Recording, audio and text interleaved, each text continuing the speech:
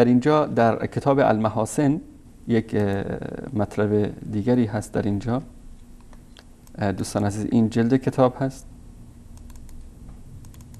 این مجمع عالمی اهل البیت این کتاب رو چاپ کرده در صفحه 176. میگه در اینجا از ابی عبدالله علیه السلام روایت کردن که من الامام المفروض طاعته، از طرف ما هست امامتی که مفروض شده از جانب فرض شده که اطاعت بشه. درست.